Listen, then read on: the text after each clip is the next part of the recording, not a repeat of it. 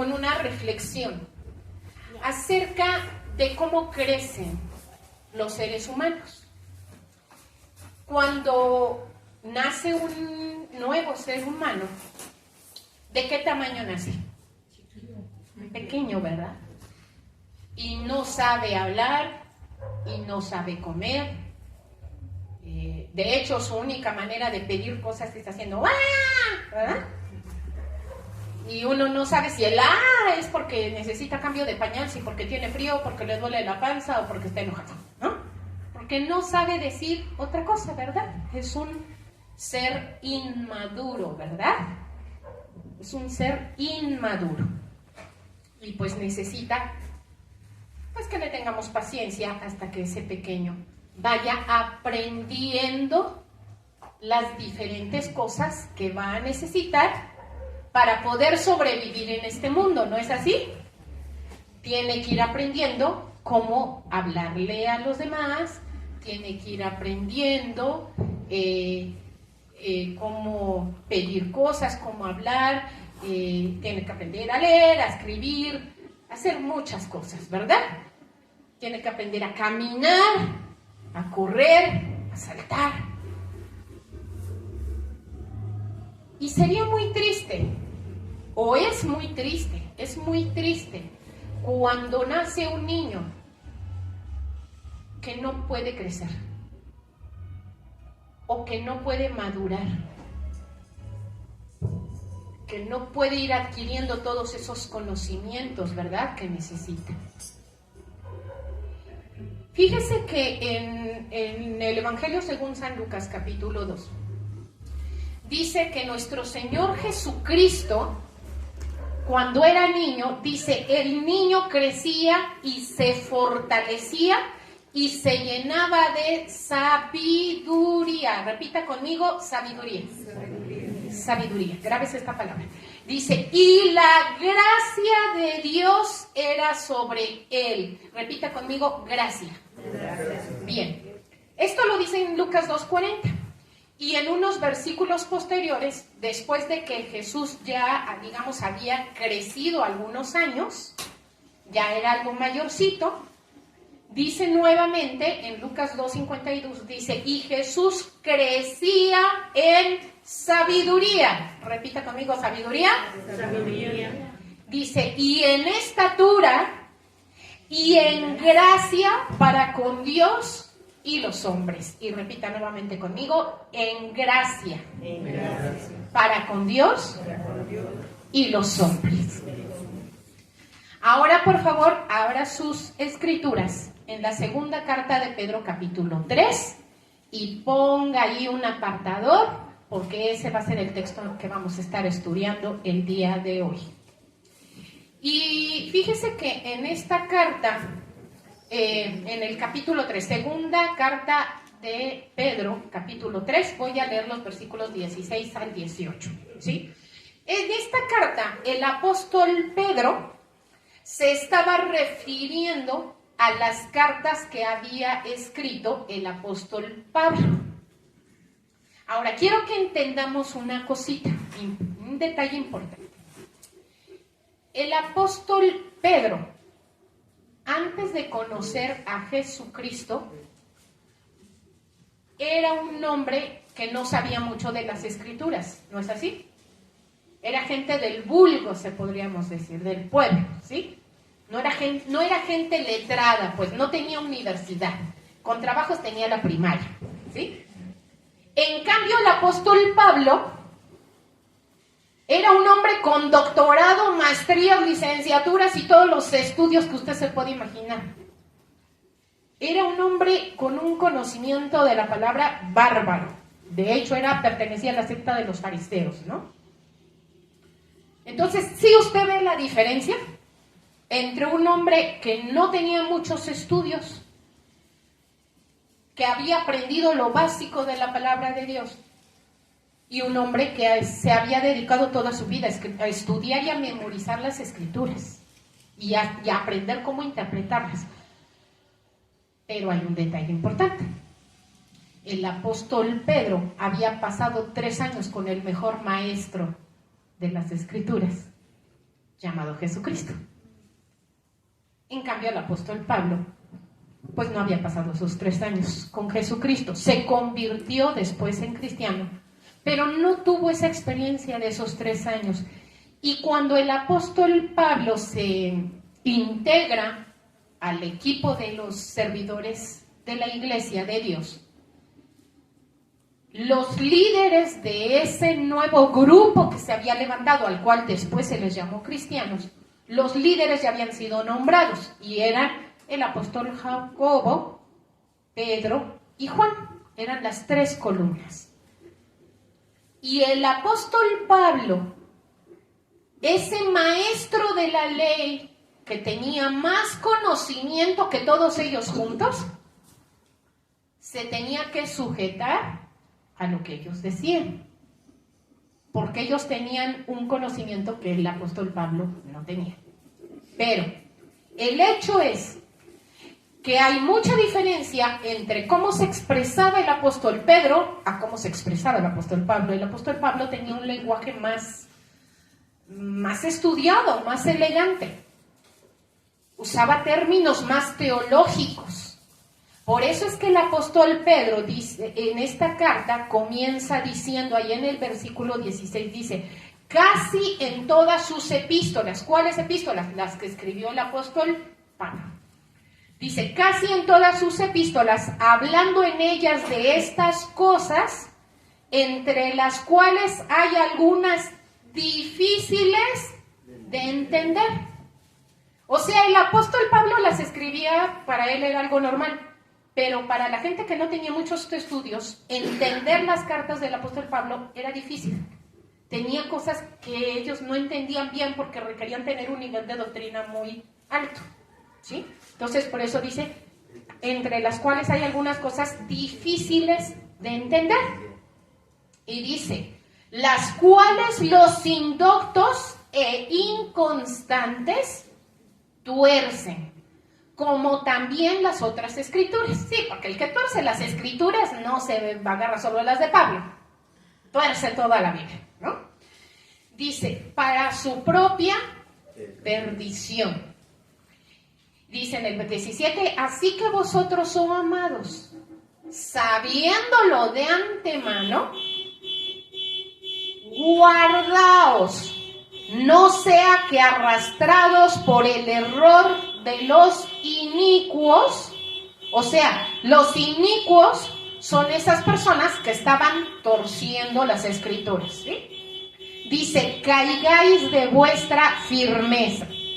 Y dice en el 18, antes bien, vamos a leer todos en voz alta este versículo 18. Dice, antes bien, crecer en la gracia y el conocimiento de nuestro Señor y Salvador Jesucristo. A Él sea gloria ahora y hasta el día de la eternidad. Amén.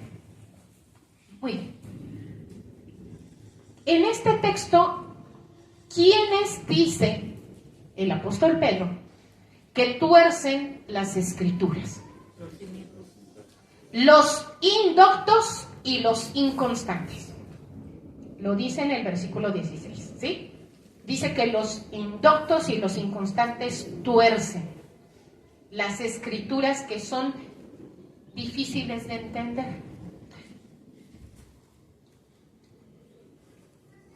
Mire, la palabra indocto. Docto significa documento, escrito. ¿Ok?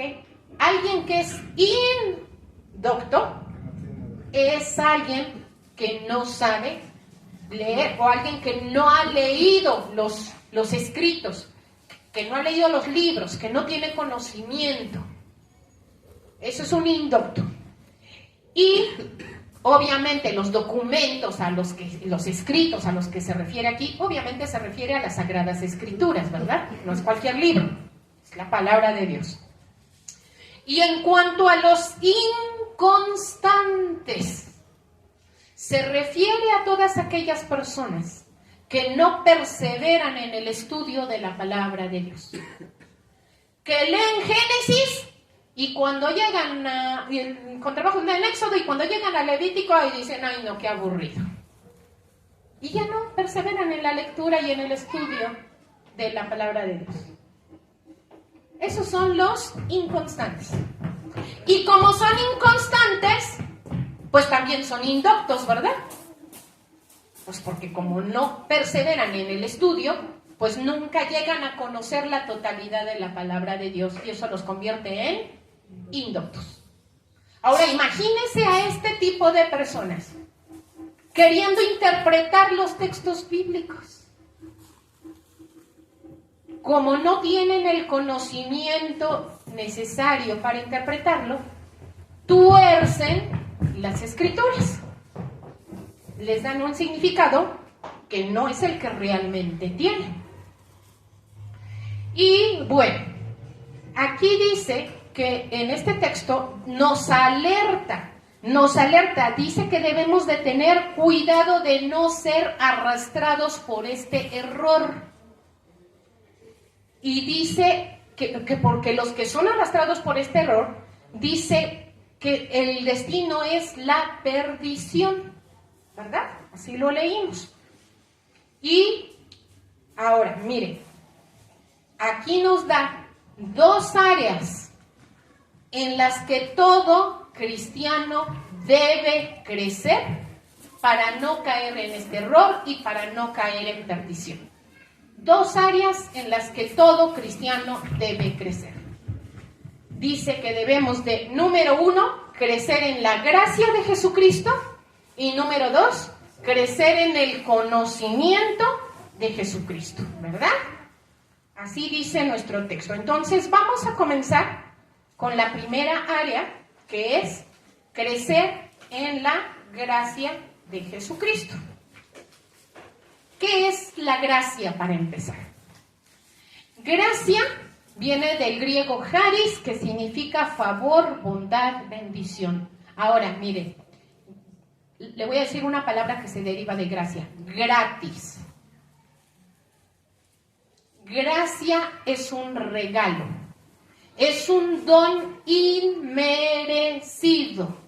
No es que te lo ganaste, es que nada más por buena onda te lo dan. Eso es gracia. Nosotros recibimos la bendición de ser salvos, de recibir la vida eterna de pura gracia, ¿verdad? La verdad es que ninguno de nosotros merecíamos ser perdonados, merecíamos irnos derechito al infierno por todas nuestras maldades, por nuestros pecados. Pero Jesucristo murió, tomó nuestro lugar, dio su vida a cambio de la de nosotros. A Él le costó su vida, para nosotros es gratis. Aunque la salvación es gratuita para nosotros, la salvación fue muy cara para Cristo. Pero eso es la gracia. Nosotros, siendo pecadores, merecíamos el infierno. Y aunque no merecíamos la vida eterna, de manera gratuita, Cristo nos la ofreció al morir en la cruz por nosotros. Eso es la gracia. Pero, en este texto, dice que debemos crecer en la gracia de Jesucristo. ¿Cómo es que se crece en la gracia, hermano? ¿Cómo se crecerá en eso? Mire, nuestro texto base, dice crecer en la gracia de Jesucristo. Mire, crecer en la gracia es entender por qué nos salvó Cristo. Es decir, yo soy un bebé espiritual. Acabo de recibir a Cristo en mi corazón, acabo de pedir perdón por todos mis pecados, reconozco que soy un pecador, que necesito a Dios porque mi vida es un desastre. Soy un bebé espiritual y recibo esa gracia. Pero sería un grave error quedarme así el resto de mi vida cristiana. Sería un grave error tener 5, 10 años de ser cristiano y seguir siendo un bebé espiritual que, pues puedo seguir haciendo cosas, al fin que Dios me perdona, al fin que ya no estoy bajo la ley, sino bajo la gracia. Eso es ser un bebé espiritual.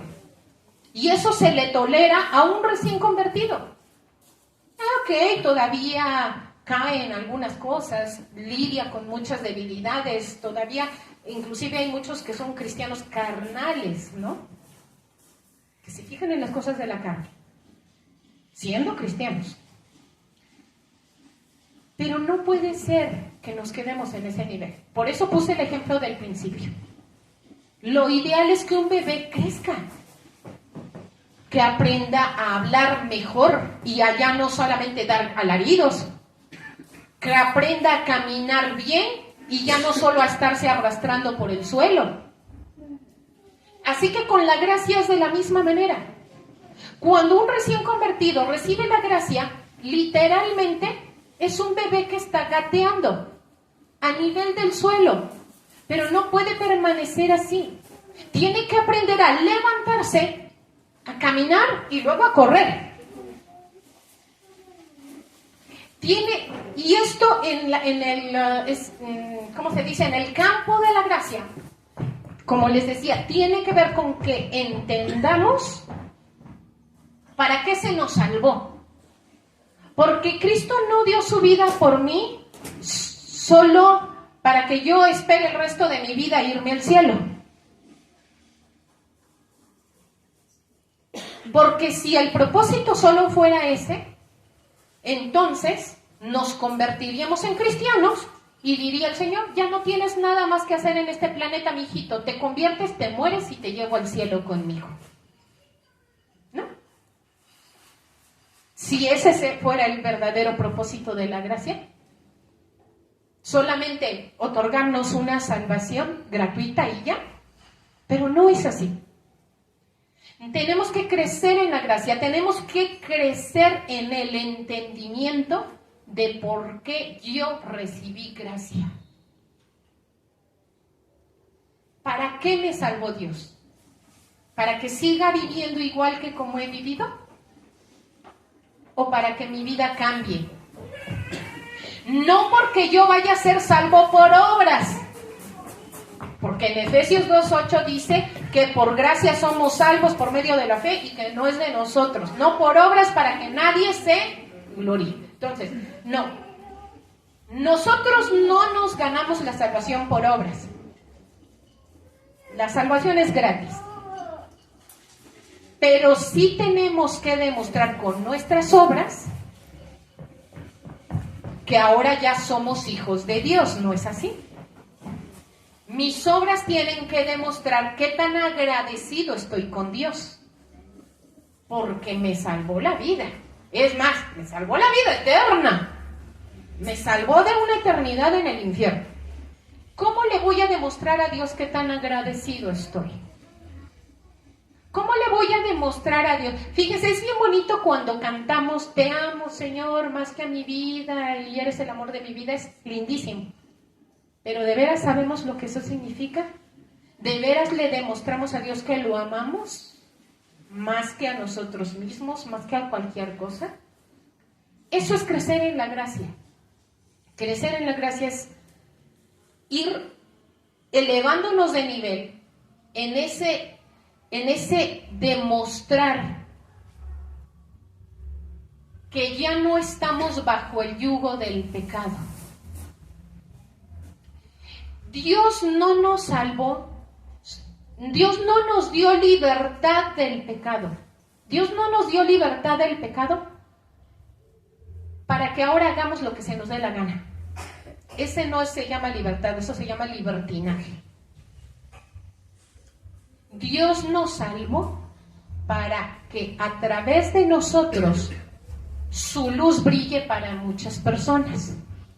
Para que a través de nosotros muchas personas conozcan el amor y la gracia de Dios, ¿verdad? Eso es crecer en la gracia. Ir aprendiendo cómo ser esa luz que necesitan los demás. Crecer en la gracia tiene que ver con que yo al ir madurando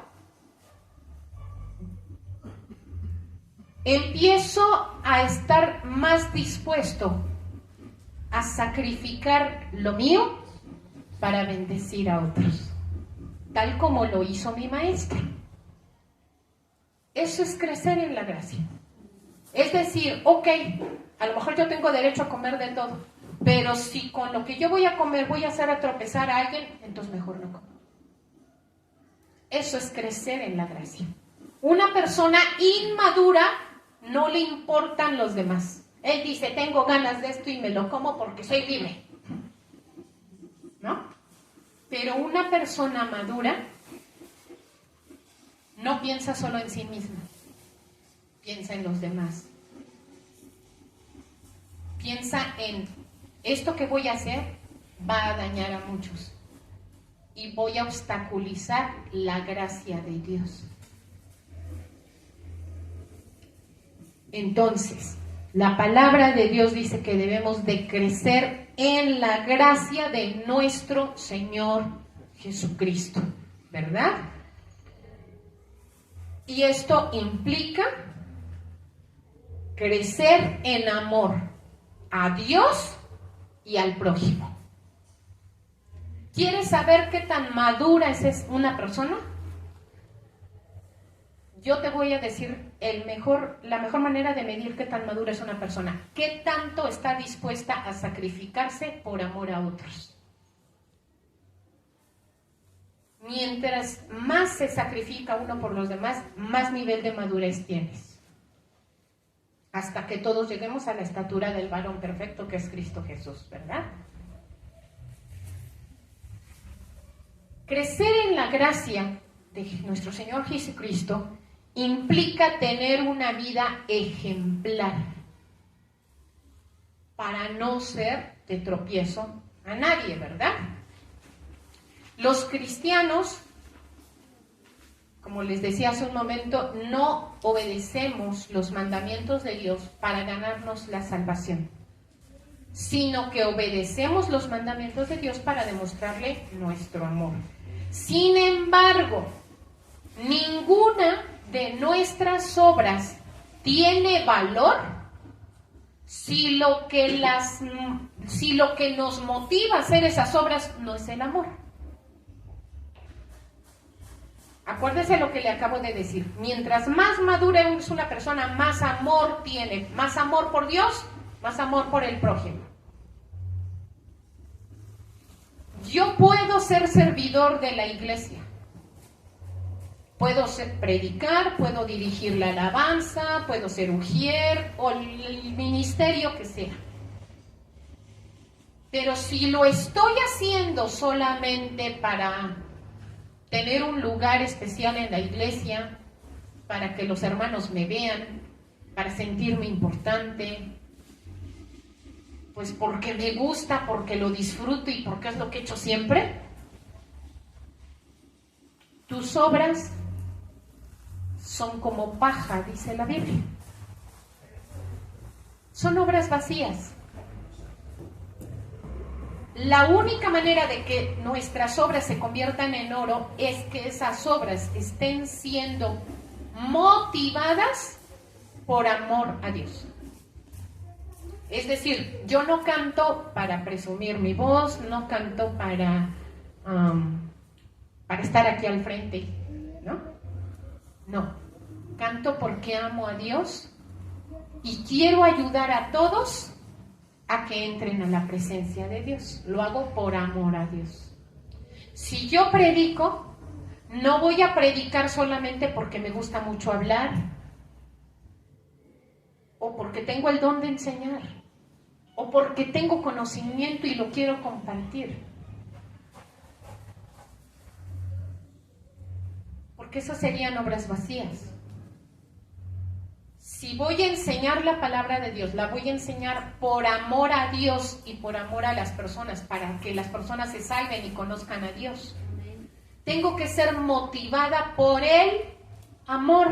Dice en la primera carta a los Corintios 13:2 que si tenemos profecía y entendiéramos todos los misterios y toda la ciencia, y que si tuviésemos toda la fe de tal manera que trasladásemos los montes, pero no tenemos amor, no somos nada. Así que lo que nos debe de motivar a hacer la voluntad de Dios, a obedecer su palabra, es el amor. Mire, definitivamente lo que nos debe de mover es el amor, pero aquí hay un detalle. No es suficiente con tener amor. No es suficiente con tener amor.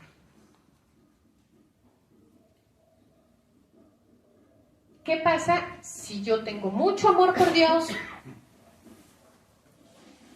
y por amor a Dios quiero, no sé, dar clases?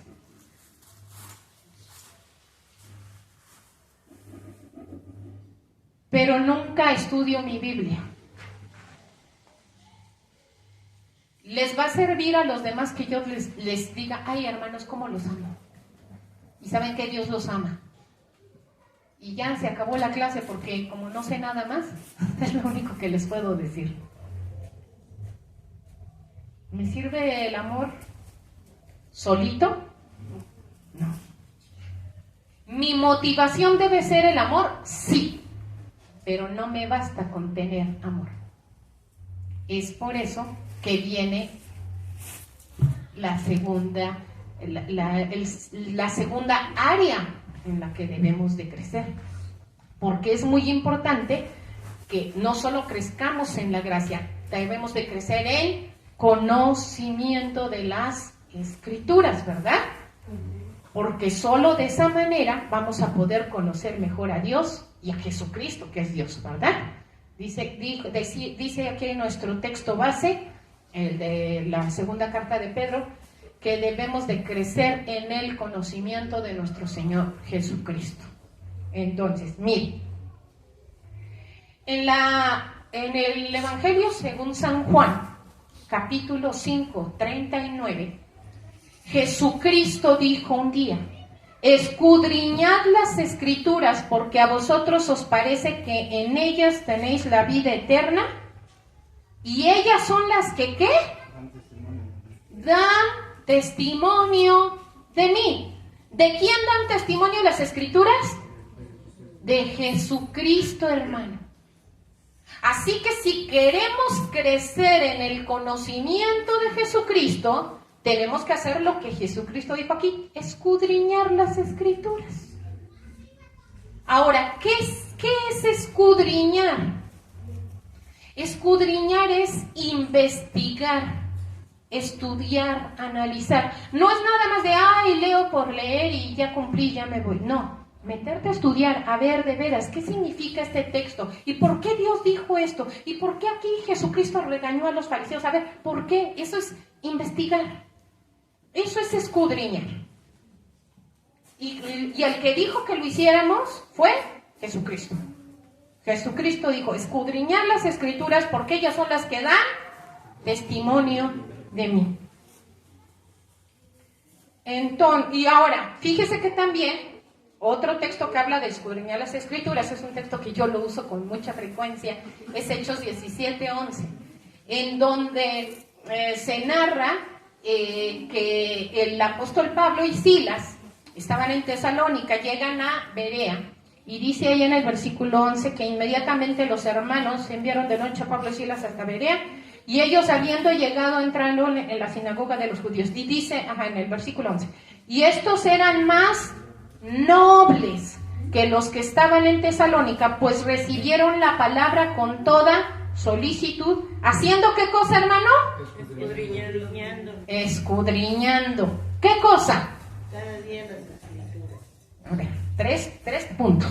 escudriñar cada día las Escrituras. ¿Qué hay que hacer? Escudriñar.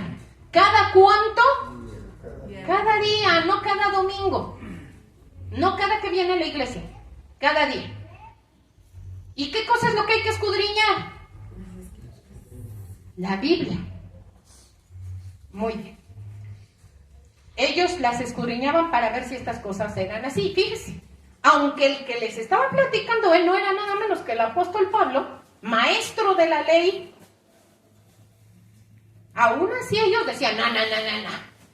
Yo quiero ver si de veras la Biblia de veras dice lo que él dice.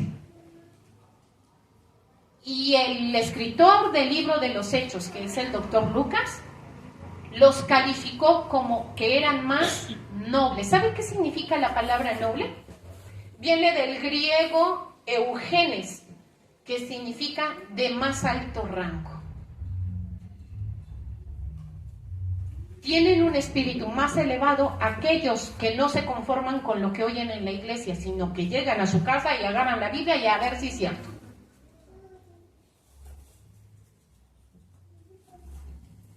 Ellos no se conformaban con creer en lo que los apóstoles les predicaban. Ellos escudriñaban las Escrituras para asegurarse de que lo que les estaban predicando y enseñando de veras era verdad. Mire, hermano, esto lo digo, creo que también en muchos de los mensajes en los que comparto.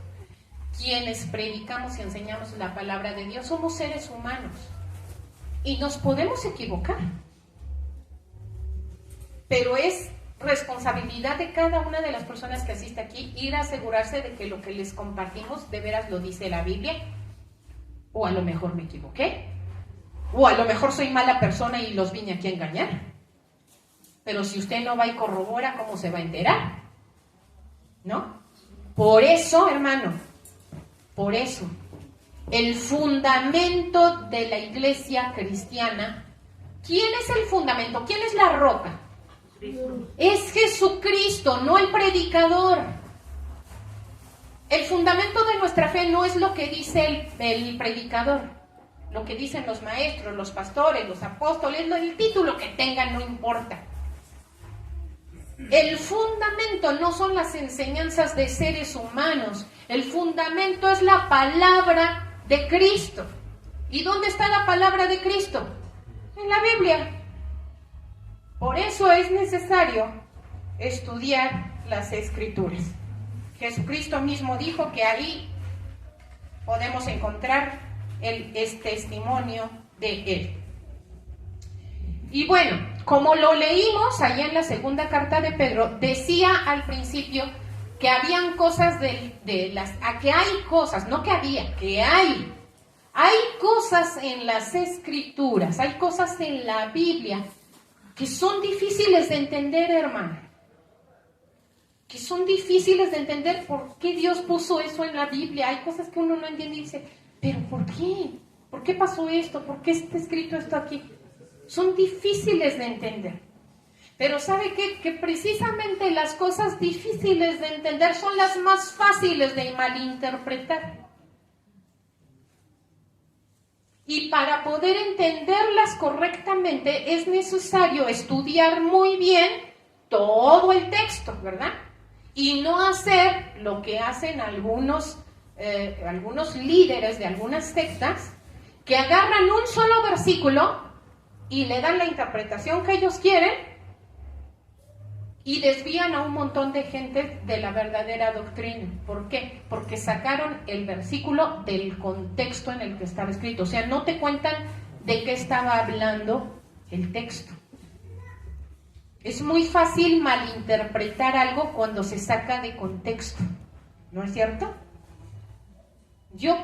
¿Alguien de aquí puede agarrar alguna de las frases que yo estoy diciendo, sacarlas del contexto del mensaje y decir, hoy la hermana Sandra dijo tal y tal cosa, pero las están sacando de contexto? Para poder entender por qué estoy diciendo lo que estoy diciendo, tendrían que escuchar todo el mensaje para entender bien. Es lo mismo con la Biblia. Para poder entender una sola frase, hay que leer todo lo que dice alrededor. Porque también dice ahí, que para poder entenderlas correctamente es necesario estudiar bien todo el texto. Dice, conocer el contenido, el mensaje de la Biblia en su totalidad. Dice, ¿y qué cree? Tener una relación muy estrecha con el autor del libro. Las escrituras, las santas escrituras, solo se pueden entender e interpretar bien cuando el que nos las explica es el autor. ¿Quién es el que inspiró las escrituras? Dios, el Espíritu Santo de Dios. Cada que usted vaya a leer la Biblia, ¿qué tiene que hacer? Orar antes de leer la Biblia, pidiéndole al Espíritu Santo, Señor, ayúdame a entender este texto, ¿verdad? Le debemos pedir al autor que nos lo explique. Entonces no es solamente escudriñar, porque así como se leería cualquier otro libro, no, tenemos que tener esa relación con Dios, ¿verdad? Ese pedirle a Dios que nos las explique. Fíjese que en una ocasión, le voy a narrar un acontecimiento que está en el Evangelio según San Marcos capítulo 12. Unos líderes religiosos se acercaron a Jesucristo para presentarle lo que según ellos era una gran controversia doctrinal, ¿no? Ellos dicen, no, es que esto está duro, ¿no? A ver, vamos a ponérsela a Jesús difícil, ¿no? Y dice ahí en el versículo 18, entonces vinieron a él los saduceos, Marcos 12, 18. Entonces vinieron a él los saduceos que dicen que no hay resurrección y le preguntaron diciendo. Ahora, hermano, aquí voy a hacer una pausa. La pregunta de los 64,000, a ver si ustedes saben más doctrina que los saduceos. ¿La resurrección existe, sí o no? Claro que existe, pero ellos decían que no. Y eran maestros de la ley. Nada más vean. Dice en el versículo 19 que le dijeron, maestro, Moisés nos escribió que si el hermano de alguno muere y dejare esposa, pero no dejare hijos, que su hermano se case con ella y levante descendencia a su hermano. Hubo pues 7 hermanos. El primero tomó esposa y murió sin dejar descendencia. Y el segundo se casó con ella y murió y tampoco dejó descendencia. Y luego el tercero de la misma manera, y así los 7, y no dejaron descendencia. Y después de todos, murió también la mujer. En la resurrección, pues, cuando resuciten, fíjense, ellos no creían en la resurrección, pero andaban allá, bueno, a ver, Señor, cuando resuciten, ¿de cuál de ellos va a ser la mujer? Ya que los 7 la tuvieron por mujer. Y en el versículo 24, Jesucristo les dice, no erráis por esto, porque, ¿por qué estaban errando los saduceos? Dice aquí, porque ignoráis las escrituras. ¿Por qué tenían una mala doctrina los saduceos? Porque no estaban estudiando bien las escrituras. Se la aprendían como periquitos, porque se sabían la Biblia estos señores. Se la sabían de memoria, pero no la entendían. Dice, por esto erráis, porque ignoráis las escrituras y el poder de Dios. Hermano, ¿qué se necesita para conocer el poder de Dios? Ser hijo de Dios. Tener una relación estrecha con Dios, con el autor de las escrituras. Cuando yo soy hijo de Dios, el poder de Dios está sobre mí. Y yo puedo actuar con el poder de Dios y entonces conozco el poder de Dios. Pero una persona que no tiene esa relación cercana con Dios, no conoce ni las escrituras ni el poder de Dios. ¿Por qué no conoce las escrituras? Porque no tiene el Espíritu Santo que se las explique. Y no tiene el poder del Espíritu Santo obrando en él. Entonces, en balde es que las personas que no son cristianas, según ellos están estudiando la Biblia y nunca la entienden. ¿Por qué? Por esto. Porque tenían el mismo problema que los saduceos. No eran verdaderamente hijos de Dios. Ese era el problema. Ahora, note que los saduceos tenían un error doctrinal, porque ellos no creían, primero no creían que existiera la resurrección, cuando la resurrección sí existe y sí se va a dar. Pero número dos, la tremenda barbaridad que le fueron a plantear a Jesucristo. A ver, Señor, en la resurrección, ¿de cuál de los 7 hombres va a ser la mujer? Y es cuando Jesús les dice, no, bueno, ustedes están pero perdidos. Déjenme decirles que en la resurrección nadie va a tener esposos, esposas, ni nada de eso. Porque ya no vamos a tener este cuerpo que necesite tener ese tipo de relaciones. Sino que dice que aquí que vamos a ser como los ángeles. Es decir, nuestro cuerpo ya va a ser un cuerpo glorificado. Acuérdense que ya no vamos a tener ni hambre, ni frío, ni nada. Entonces, por eso Jesús les dice, de plano están perdidos, ¿no?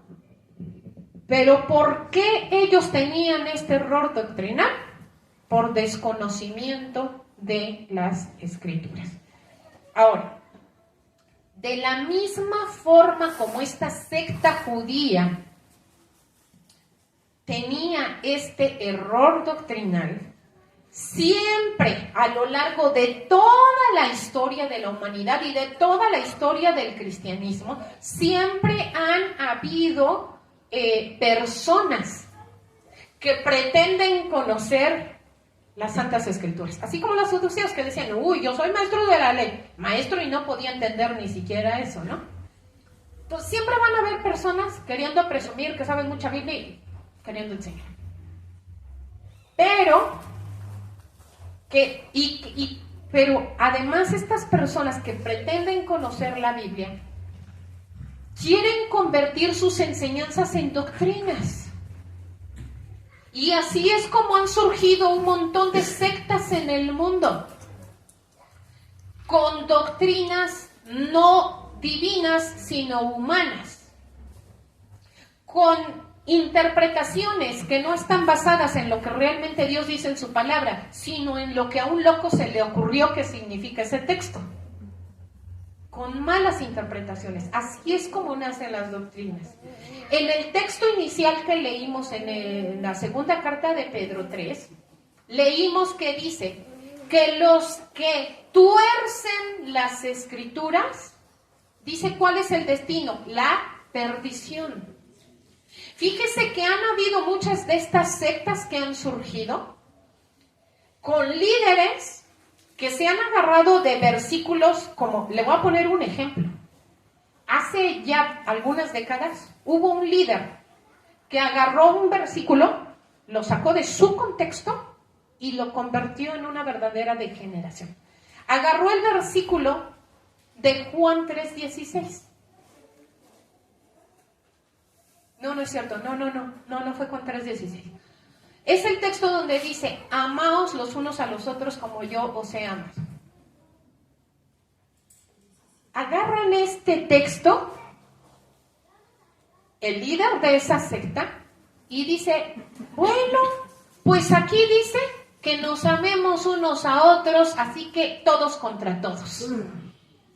Y armaba tremendas orgías en los cultos.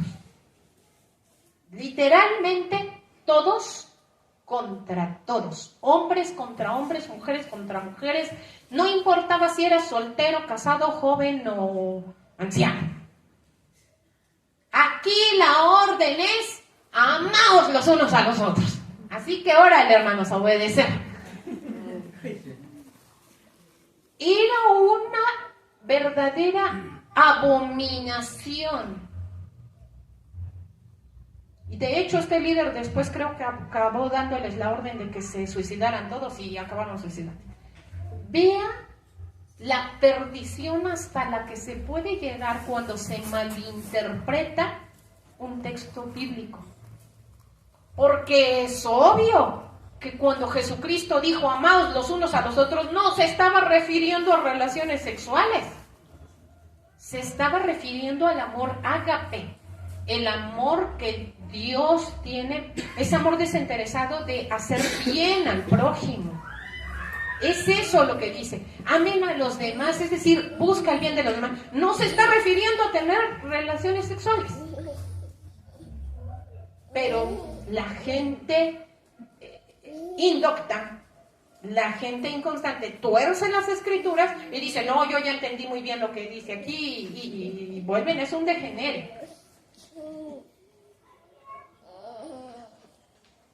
Y así como este ejemplo que les puse, han habido varios líderes que han, insisto, tomado textos fuera de contexto y han inventado toda una doctrina basada en un texto bíblico, pero pues totalmente malinterpretado. Por eso es que Jesucristo también nos advirtió ahí en Mateo 24, se levantarán falsos cristos, falsos profetas, y habrán grandes señales, y harán grandes señales y prodigios. Observe esto, esta gente tiene la capacidad de obrar señales milagrosas. Y dice aquí en Mateo 24, que engañarán, si fuere posible, aún a los escogidos. ¿Usted se siente escogido? Pues tenga cuidado, porque eso no le garantiza su entrada al cielo. Usted tiene que cuidarse de no ser engañado por falsos maestros, por falsos profetas, por falsos pastores, por falsos líderes cristianos. No importa qué tan carismática sea la persona que se le pare aquí al frente, no importa qué tantos milagros haga, no importa si cuando impone manos la gente se cae y le crece una pierna. Si la doctrina que predica no es lo que dice la palabra de Dios, no le crea a esa persona, porque puede ser un falso profeta que lo va a llevar ¿a dónde? A perdición. Hay que tener mucho cuidado de conocer bien la palabra de Dios para conocer bien la doctrina bíblica correcta y que de esa manera no seamos engañados. Fíjese que en la Biblia hay todo un libro dedicado a describir una gran lección que tuvo que aprender un hombre. Y justamente este libro lleva el nombre de este hombre. Su nombre fue Job. En el libro de Job usted va a encontrar a un hombre que Dios mismo dijo: ¿has visto a mi siervo Job? Que no hay nadie como él en la tierra, hombre justo, apartado del mal, temeroso de Dios. Sin embargo, este hombre, que aunque era muy sabio, por la sabiduría que había adquirido durante todos sus años, porque también tenía como 700, 800 años, porque en aquellos tiempos la gente vivía hasta como los 900 años por ahí. Por toda esa sabiduría que tanto él como sus compañeros había adquirido durante todos esos años, él creía conocer bien a Dios y cómo actuaba Dios. Tanto él como sus amigos creían que cuando a una persona le iba mal es porque había hecho algo mal. Y todavía hay cristianos de esos, que no puede enfermarse a nadie porque, seguro pecó. No le puede ir mal a alguien, perder el trabajo, algo habrás hecho, ¿Qué hiciste? ¿Qué estás haciendo mal? Seguramente pecaste. Esa es una doctrina falsa, hermano. Porque eso no lo enseña la Biblia. Ciertamente hay veces que lo que nos pasa como consecuencia de nuestros pecados, pero no siempre. Hay muchas veces que Dios permite, como permitió con Job, que aunque él era un hombre justo y apartado del mal, Dios le dio permiso al enemigo de ponerlo a prueba. Y cuando Job estaba en la prueba, él no entendía, porque decía, pero si soy justo. Y su cabeza se le hacía un lío porque decía, esto no me puede estar pasando a mí. Ofrecía sacrificio todos los días, o sea, siempre respeté a Dios. Es más, sigo respetando a Dios y sigo esperando que Dios me salve. Porque Job decía eso. Aunque Dios me matare, aún en Él confiaré. Era un hombre con una fe tremenda. Tenía cierto problema de orgullo. De repente se sentía más justo que Dios. Pero era un buen hombre, Dios mismo lo decía. Pero tenía un concepto erróneo. Y al final del libro de Job, allí en el capítulo 42, en el versículo 5, Job hace una declaración al final. Después de que él pasa por toda una tribulación, creo que la mayoría sabemos todo lo que le pasó a Job, ¿no es cierto? Perdió su casa, sus hijos, sus bienes, o sea, perdió todo. Y después le cayó una lepra maligna, ¿no? Todo en un día. Y después de todas esas aflicciones y de que él se pone ahí a hacerle ciertos reclamos locos a Dios, de repente tiene que venir Dios en persona a hablar con Job y a jalarle las orejas y decir, a ver, compadre, pues, ¿quién te me está sintiendo tú? ¿A poco tú estabas cuando yo estaba creando todo el universo? O sea, ¿quién te sientes? ¿Ya te sientes Dios nada más porque tienes 800 años? Y te sientes muy sabio, ¿no? Y Dios le da una barrida y una trapeada bien buena ahí a Job. Y al final de esta, exhortación que Dios le da, Job declara, de oídas te había oído, mas ahora mis ojos te ven. ¡Wow! Este hombre llevaba como 800 años de conocer a Dios y solo lo había conocido de oídas.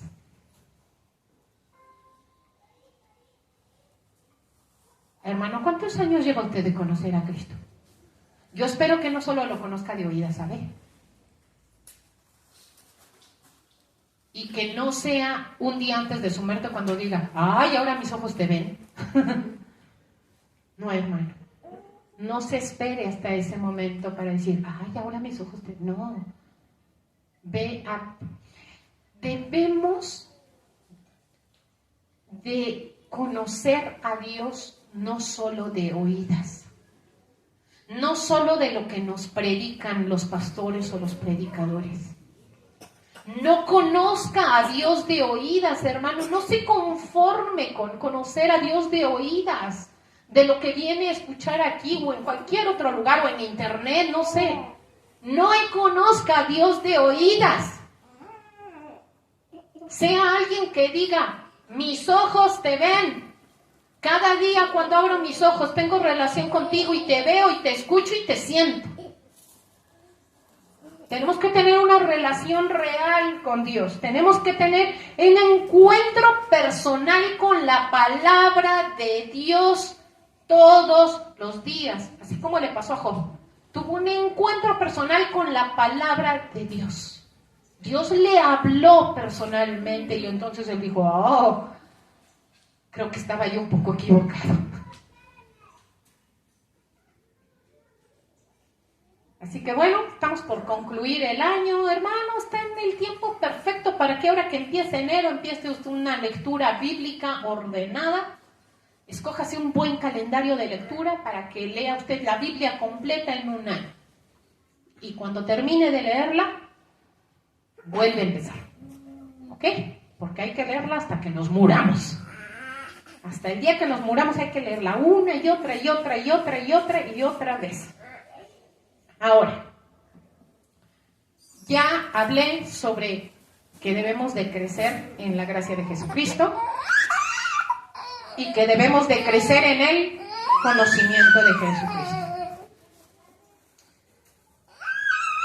En este tercer punto, que es el último, quiero cerrar con esto. Porque desgraciadamente hay muchos cristianos que están del lado de la gracia y hay otros que están del lado del conocimiento. Hay unos que pelean mucho de, no, yo no necesito estudiar, no necesito hacer nada, yo con la pura gracia. No necesito ni portarme bien, que ya soy salvo, ¿no? Y hay otros que se van totalmente al lado de puro conocimiento. Estudian, se les hace una cabezota así gigante, pero nunca crecen en la gracia. De nada les sirve, así como los fariseos y los saduceos. De nada les sirve tener tantísimo conocimiento si no tienen amor por el prójimo, si no son capaces de sacrificarse por los demás. La Biblia dice que debemos de crecer en gracia y en conocimiento. No dice o en gracia o en conocimiento. Tú escoge la que más te guste. No dice una u otra, dice en las dos. ¿Y sabe qué? Al mismo tiempo. Al mismo tiempo que usted crece en conocimiento, usted debe crecer en gracia. Es pareja la cosa. La gracia y el conocimiento no son enemigos, no son opuestos, son complementarios. Una ayuda a la otra y la otra ayuda a la una, se complementan. Fíjese, allí en la carta a los Filipenses, capítulo 1, los versículos 9 y 10 dice: y esto pido en oración, que vuestro amor abunde aún más en ciencia y en todo conocimiento. ¿Nota cómo nuevamente habla de las dos cosas juntas? Dice amor y conocimiento. Y luego, fíjese lo que dice en el versículo 10 de Filipenses 1. Dice, para que, ¿qué? Aprobéis lo mejor. ¿Sabe qué es aprobar? Aprobar significa examinar, ver si algo es verdadero o no, para que apruebes lo que es lo mejor. Es decir, yo voy a ver si lo que me dicen es cierto o no. Volvemos a caer en lo mismo. ¿Se fija cómo la idea se repite? Y aquí dice que nuestro amor debe de abundar en ciencia y en conocimiento. ¿Por qué? Porque si tenemos ciencia y conocimiento, entonces vamos a poder tener este discernimiento para poder aprobar lo mejor. Jesucristo criticó y exhibió durante su ministerio la hipocresía con la que vivían los religiosos, los saduceos, los fariseos, los maestros, los intérpretes de la ley.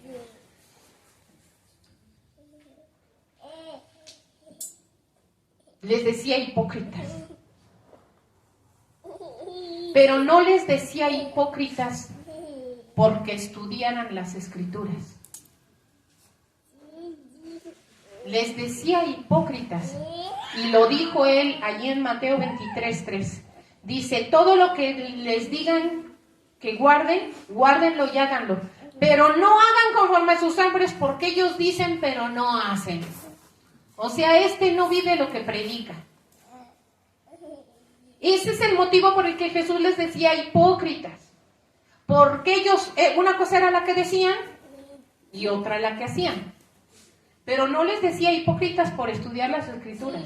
Les decía hipócritas porque no predicaban con el ejemplo, ¿verdad? Y en Mateo 23:23, Jesucristo les dijo, ay de vosotras escribas y fariseos hipócritas, porque diezmáis la menta, el eneldo y el comino. O sea, estos siempre llevaban su diezmo a la iglesia, no fallaban. Pero dice, pero dejan lo más importante de la ley. la justicia, la misericordia y la fe. 3 cosas: justicia, misericordia y fe. ¿Sabe de qué nos habla esto, hermano? Estas 3 palabras, ¿de qué le hablan? De gracia. Nos hablan de crecer en la gracia.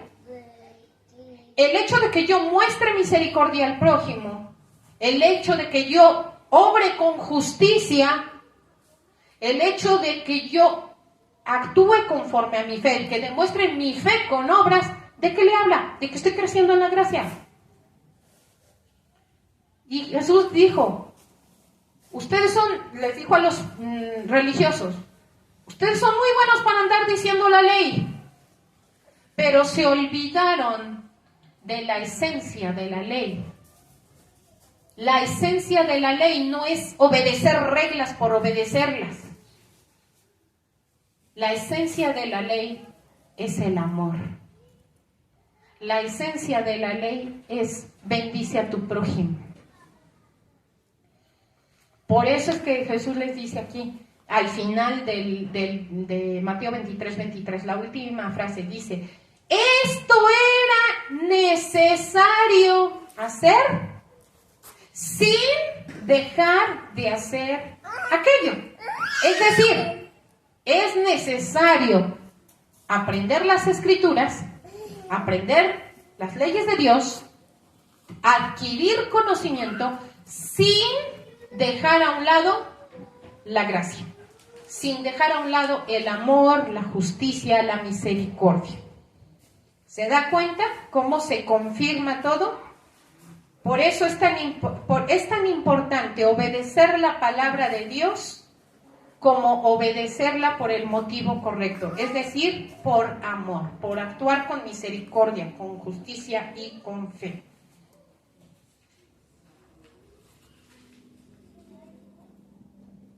Así que, hermanos,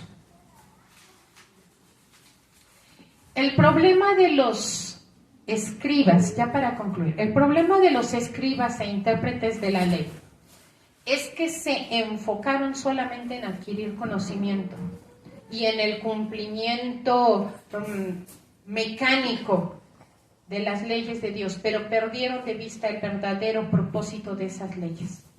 Que todas las personas conocieran no solamente la perfección de Dios, sino también su amor y su misericordia para con los hombres. No cometamos el mismo error de ellos.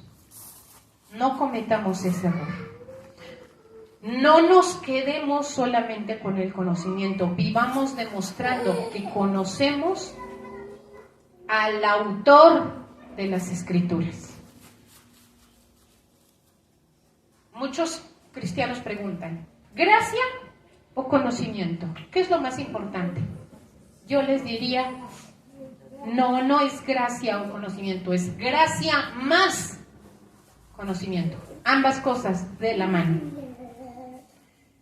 Aunque el amor debe de ser nuestra motivación, no basta con estar bien motivados. Necesitamos conocer bien la palabra de Dios para no malinterpretarla, ¿verdad? Para que no caigamos en perdición y para que no llevemos a perdición a los que aprendan de nosotros, ¿verdad?